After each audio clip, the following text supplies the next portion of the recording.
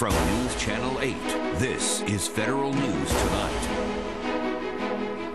We can see a vision of an America's future that is far different than our troubled economic past. Giving his economic progress report, the president lays out his plan. We have the latest. Then more threats from North Korea tonight, why the communist country is kicking UN inspectors out. And Illinois' former governor finally has his day in court. We'll hear what he has to say. Thanks for joining us for Federal News Tonight. I'm Beverly Kirk. That pork report comes as Congress is debating the facets of the president's $3.6 trillion budget plan for 2010. Now, some groups are pressuring Congress to steer more of that federal pie away from defense to other projects. Joining me now live is Brent Wilkes. He's the National Executive Director of the League of United Latin American Citizens, otherwise known as LULAC.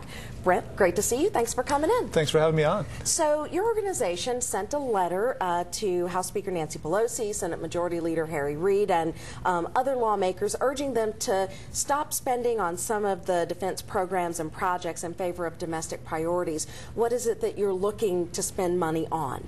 Well, we think that we can invest more in education, more in health care, more in green jobs, and more to help Americans recover from this economic crisis.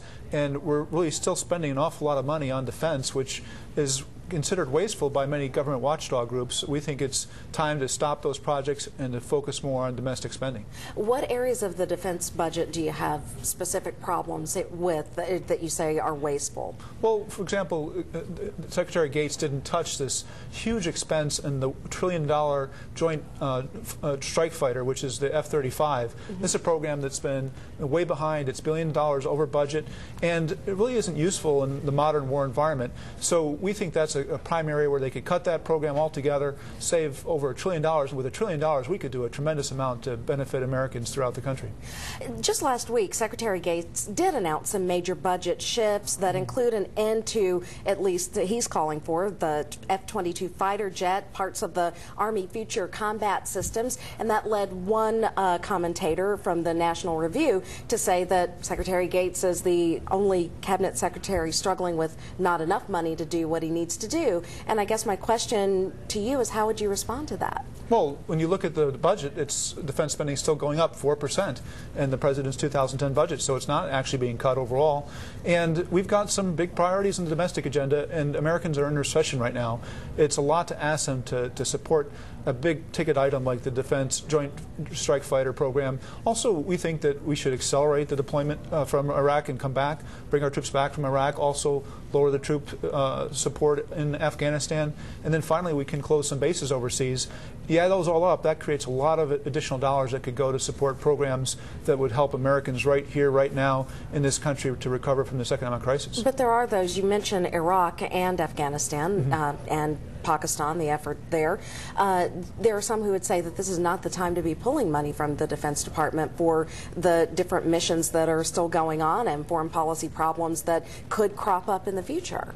You know, we're not against all defense spending. We think that the money should be there to make sure that our troops are well equipped, that they've got the defensive capability that they need. But a strike fighter, for example, that's not something they're really using in these countries. There's no Army really or Air Force on the planet right now that can stand up to the existing fighters that we have. So there's no need to really spend the kind of money in this futuristic fighter where the enemy that we're supposed to be fighting with this fighter isn't present.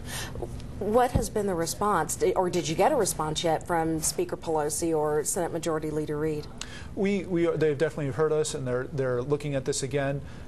They also have other constituencies to respond to, but we think that we may have a good chance of getting this bigger high-ticket items cut because it really is a big boondoggle, and it's certainly coming at a time when Americans can't afford to spend that kind of money. All right, Brent Wilkes, we've run out of time, so that means we'll just have to have you back. Thanks so much for coming in. We appreciate having you on. Thank you. Michelle Obama praised workers at the Department of Homeland Security today for